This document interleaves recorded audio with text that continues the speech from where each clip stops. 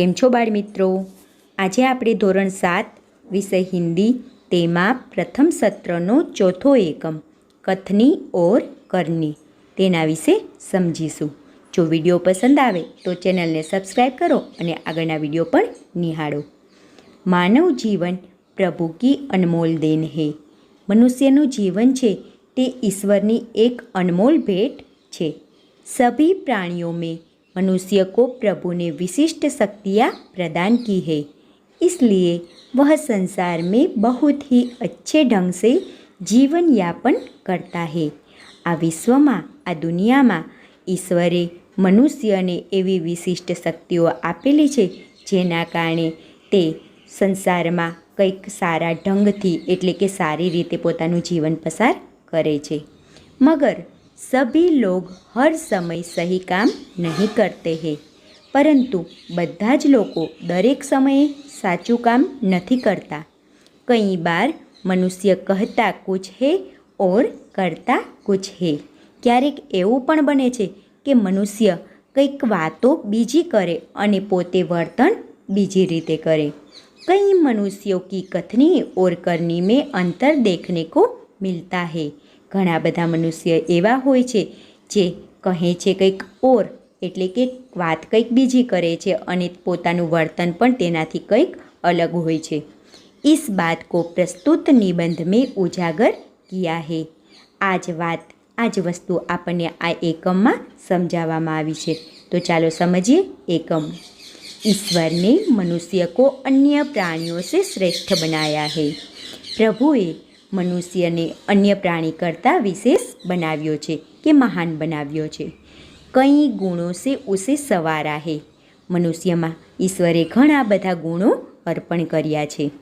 ઇસકા ઉસે અભિમાન ભી હોતા હે. મનુષ્યને તે ગુણોનું અભિમાન પણ હોય છે.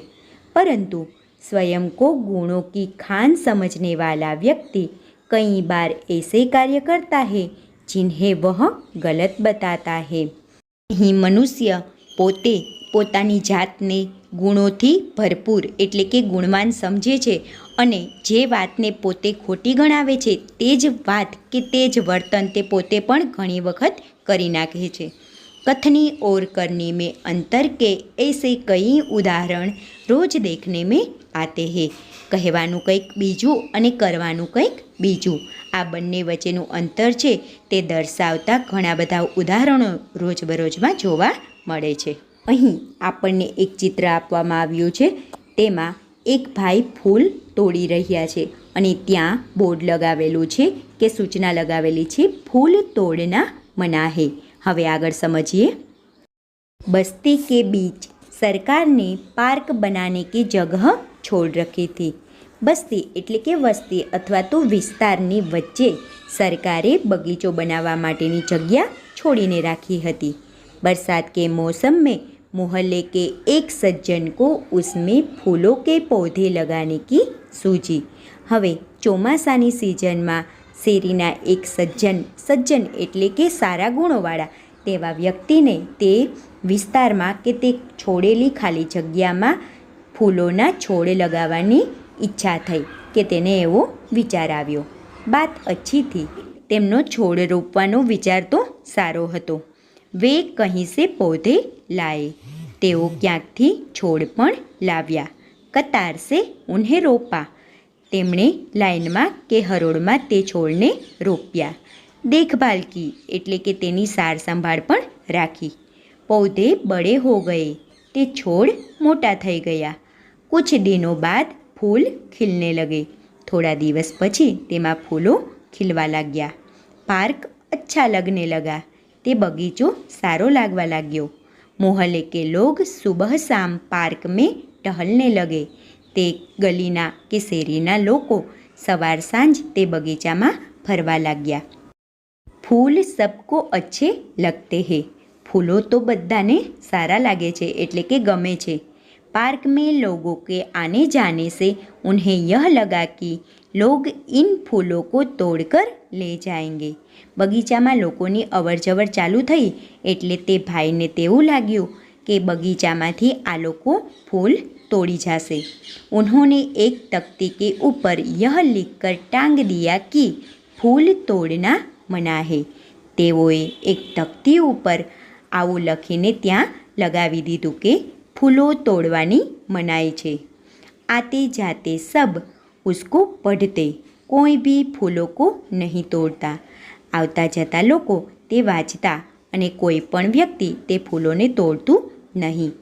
पर मजे की बात तब सामने आई जब लोगों ने तख्ती लगाने वाले सज्जन को बड़े सवेरे जल्दी जल्दी फूल तोड़ते देखा। हवे लोकोनी सामे मजानी वात तो त्यारे आवी ज्यारे तख्ती एटले के ते पाटिયું के सूचना लगावनार व्यक्ति पोते ज वहेली सवारे जल्दी जल्दी एटले के झड़पथी फूलों तोड़ता जोवा मळे छे।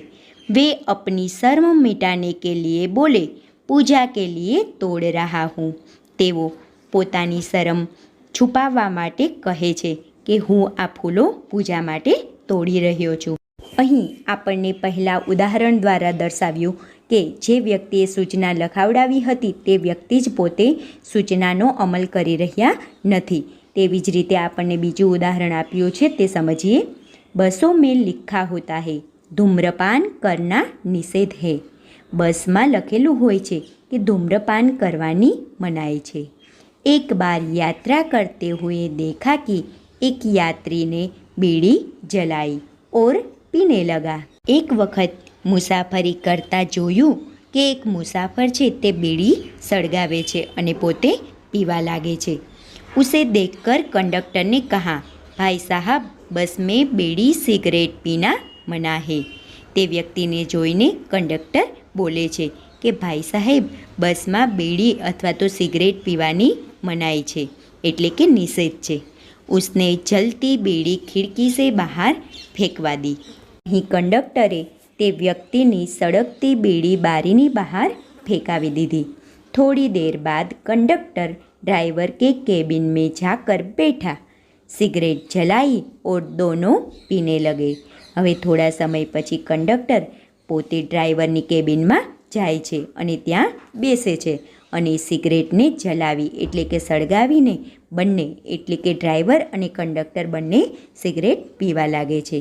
एक दूसरे यात्री ने यह देखा तो लिखे हुए वाक्य की तरफ इशारा करते हुए कंडक्टर से कहने लगे। एक बीजा यात्रीए એટલે કે મુસાફિરે આ જોયું અને તેમણે જે લખેલું વાક્ય હતું તેમના તરફ ઇશારો કરીને કંડક્ટરને કહેવા લાગ્યા, ભાઈ સાહબ બસ में સિગરેટ પીના મના હે। તે કંડક્ટરને જણાવે છે કે ભાઈ સાહબ બસમાં સિગરેટ પીવાની મનાઈ છે। इस पर कंडक्टर शीघ्र बोल उठा, यह वाक्य आपके लिए है न कि हमारे लिए। અહીં યાત્રી એટલે કે મુસાફિરની વાતનો ઉત્તર આપતા કંડક્ટર જણાવે છે અને બોલે છે કે આ વાક્ય તો તમારા માટે છે, અમારા માટે નહીં। એટલે કે જે સૂચના છે તેનો અમલ અમારે કરવાનો નથી, ફક્ત મુસાફિર એટલે કે યાત્રીઓ માટે જ આ સૂચના છે, આવું કંડક્ટરનું કહેવું થાય છે। અહીં આપણને બસના કંડક્ટરના ઉદાહરણ દ્વારા દર્શાવ્યું કે જે લોકો બીજાને સૂચનાનો અમલ કરવાનું કહે છે તે લોકો પોતે જ અમલ કરતા નથી। ત્યાર પછીનું ઉદાહરણ છે તે સમજીએ। એક વ્યક્તિ દુકાન પર ગયા। એક વ્યક્તિ दुकाने जाए छे। स्कूटर दुकान के सामने खड़ा कर ही रहा था कि दुकानदार बोला। તે વ્યક્તિ પોતાના સ્કૂટરને દુકાનની સામે હજી ઊભું રાખી રહ્યો હતો ત્યાં જ દુકાનદાર બોલે છે એટલે કે દુકાનના માલિક બોલે છે, आप अपना स्कूटर वहाँ सामने वाहन रखने के स्थान पर खड़ा करके आए। તે કહે છે કે તમે તમારું સ્કૂટર સામે વાહન રાખવાની જગ્યા છે ત્યાં ઊભું રાખીને આવો। सज्जन ने कहा, मुझे ज़्यादा समय तक थोड़े ही रुकना है, मैं तो सामान लेकर अभी चला जाऊँगा। હવે સજ્જન વ્યક્તિ કહે છે કે મારે થોડું વધારે સમય માટે રોકાવું છે, હું તો હમણાં સામાન લઈને ચાલ્યો જઈશ। दुकानदार बोला, पर दुकान के सामने बीच सड़क पर स्कूटर खड़ा रखना कोई ठीक बात नहीं। હવે દુકાનદાર તે સજ્જન વ્યક્તિને કહે છે કે પરંતુ દુકાનની સામે રસ્તાની વચ્ચે સ્કૂટર ઊભું રાખવું તે યોગ્ય બાબત નથી कि योग्य बात नहीं। सज्जन ने स्कूटर वाहन खड़ा करने के स्थान पर ले जाकर खड़ा किया और वापस आकर सामान खरीदने लगे। હવે તે સજ્જન વ્યક્તિ સ્કૂટરને જ્યાં વાહન રાખવાની જગ્યા હતી ત્યાં ઊભું રાખીને આવે છે, એટલે કે પાર્ક કરીને આવે છે અને પછી પોતે પોતાનો સામાન ખરીદવા લાગે છે। इतने में स्कूटर लेकर दुकान पर एक लड़का आया। स्कूटर दुकान के सामने खड़ा करके वह दुकान के अंदर चला गया। હવે એટલી વારમાં સ્કૂટર લઈને એક છોકરો આવે છે અને સ્કૂટરને દુકાનની સામે જ ઊભું રાખીને દુકાનની અંદર ચાલ્યો જાય છે। इस पर उस सज्जन ने दुकानदार से कहा, आपने इसे मना नहीं किया। હવે આ બાબત પર તે સજ્જન વ્યક્તિએ દુકાનદારને કહ્યું કે તમે આ વ્યક્તિને ના ન પાડી, એટલે કે વાહન કે સ્કૂટર દુકાનની સામે ઊભું રાખવાની ના ન પાડી। વહ બોલા, યહ તો મેરા બેટા હૈ। ત્યારે દુકાનદાર બોલે છે કે આ તો મારો દીકરો છે। कुछ लोग ऐसे भी होते हैं जो आदर्श की बातें करते हैं, लेकिन जब उन्हें अपनाना पड़े तो वे आदर्श भूल जाते हैं। અહીં આપણને સમજાવવામાં આવ્યું છે કે ઘણા લોકો એવા પણ હોય છે જે પોતે આદર્શની વાતો તો કરે છે, પરંતુ જ્યારે તે આદર્શને પોતાને અપનાવવાના હોય છે કે પોતાને તેનો અમલ કરવાનો હોય છે ત્યારે તે આદર્શ એટલે કે સદ્ગુણો ભૂલી જાય છે। એક દિન એક સજ્જન કે ઘર ઉનકે મિત્ર મિલને આયે। હવે અહીંયા આપણને આગળનું ઉદાહરણ આપ્યું છે તે સમજવાનું છે કે એક દિવસ એક સજ્જન વ્યક્તિને તેના ઘરે તેના મિત્ર મળવા માટે આવે છે। दोनों मित्र बातचीत में मग्न थे कि किसी ने दरवाजा खटखटाया। બંને મિત્રો વાતો કરવામાં મશગુલ હતા કે મસ્ત હતા ત્યારે કોઈકે દરવાજો ખખડાવ્યો। उन्होंने खिड़की से झाँककर देखा, બહાર મકાન માલિક ખડા થા। તેમણે બારીમાંથી જોયું તો બહાર તેના મકાન માલિક ઊભા હતા, जो पिछले 4 माह का किराया मांगने बार बार आ रहा था। જે પાછળના 4 મહિનાનું ભાડું માગવા માટે એટલે કે લેવા માટે વારંવાર આવી રહ્યા હતા। ઉન્હોને અપને બચ્ચે કો સમજાકર બહાર ભેજા। અહીં ઉન્હોને શબ્દ તે ભાડુઆત માટે વાપરેલો છે અથવા તો કિરાયેદાર માટે વાપરેલો શબ્દ છે। તેમણે પોતાના બાળકને સમજાવીને બહાર મોકલ્યો। जब बच्चा बाहर गया तो मकान मालिक ने उससे कहा, तुम्हारे पिताजी से कहो कि मैं मकान का किराया लेने आया हूँ। જ્યારે તે બાળક બહાર જાય છે ત્યારે મકાન માલિક તેને કહે છે કે તારા પિતાજીને કહે કે હું મકાનનું ભાડું લેવા માટે આવ્યો છું। બચ્ચેને તપાક સે જવાબ દિયા। અહીંયા તપાક શબ્દનો અર્થ થશે જોશ કે સાથ એટલે કે જુસ્સાથી। બાળકે જુસ્સાથી તેનો જવાબ આપ્યો। પિતાજીને કહા હે કે વે ઘર પર નહીં હે। પપ્પાએ કીધું છે કે તેઓ ઘર પર એટલે કે ઘરે નથી। બચ્ચે કી બાત સુનકર મકાન માલિક હસને લગા। હવે આ બાળકની વાત સાંભળીને તેના મકાન માલિક હસવા લાગે છે। ઘર મેં બેઠે મિત્ર કે ચહેરે પર ભી મુસ્કાન આ ગઈ। ઘરમાં બેઠેલ મિત્ર તેના ચહેરા પર પણ મુસ્કાન એટલે કે હસી આવી ગઈ। जिसे देखकर वे सज्जन पानी पानी हो गए। અહીં એક રૂઢિપ્રયોગ આવ્યો, પાની પાની હો જાના। તેનો અર્થ થશે બહુત લજ્જિત હો જાના। તો અહીં પોતાના બાળકની વાત સાંભળીને જ્યારે મકાન માલિક પણ હસવા લાગે છે અને પોતાનો મિત્ર પણ હસવા લાગે છે ત્યારે તે વ્યક્તિ એટલે કે ભાડુઆત પોતે પણ પાણી પાણી થઈ જાય છે, એટલે કે ખૂબ જ લજ્જિત થઈ જાય છે। અહીં કિરાયેદાર એટલે કે બાળકના પિતા પોતે જ પોતાના બાળક પાસે ખોટું બોલાવડાવે છે અને તેને કારણે પોતે હાંસીનું એટલે કે મજાકનું પાત્ર બને છે, તે આપણને અહીં દર્શાવ્યું છે। ત્યાર પછીનો કિસ્સો છે તેમાં એક સજ્જનને अपने पोते को यह सिखाया था कि हमें कभी किसी काम को गलत ढंग से नहीं करना चाहिए। અહીંયા એક સજ્જન વ્યક્તિની વાત કરી છે જેણે પોતાના પોતે એટલે કે પુત્રનો પુત્ર એટલે પૌત્ર તેને તેવું શીખડાવ્યું હતું કે આપણે કોઈ પણ કાર્ય ગલત ઢંગ એટલે ખોટી રીતે કરવું જોઈએ નહીં। સદા અપની બારી કી પ્રતીક્ષા કરની ચાહીએ. હંમેશા આપણે આપણો વારો આવે કે આપણો સમય આવે તેની રાહ જોવી જોઈએ. એક દિન કી બાત હૈ, એક દિવસની વાત છે. વે જલ બિજલી કે બિલ જમા કરાને ગયે. તેઓ જલ બિજલી એટલે કે પાણી અને વીજળીનું બિલ જમા કરાવવા માટે ગયા. સાથ મેં ઉનકા 8 વર્ષીય પોતા ભી થા. તેમની સાથે તેમનો 8 વર્ષનો પૌત્ર પણ હતો. અહીં આપણને તે ચિત્ર દર્શાવ્યું છે જ્યાં પાણી અને વીજળીનું બિલ જમા કરાવવા માટે દાદા અને તેનો પૌત્ર ગયા છે. બિલ જમા કરાને વાલો કી લંબી કતાર દેખકર વે કોઈ ઉપાય સોચને લગે. બિલ જમા કરાવવા માટે જ્યારે પોતે લાંબી લાઈન કે હરોળ જુએ છે ત્યારે તેઓ કંઈક ઉપાય વિચારવા લાગે છે. ઉન્હોને ખડે હુએ લોગો કો ધ્યાન સે દેખા. તેમણે ત્યાં લાઈનમાં ઊભેલા લોકોને ધ્યાનપૂર્વક જોયા. આગે હી એક પરિચિત વ્યક્તિ ખડા દિખાઈ દિયા. આગળ જ એટલે કે લાઈનમાં આગળ જ કોઈક જાણીતા વ્યક્તિ તેમને જોવા મળ્યા.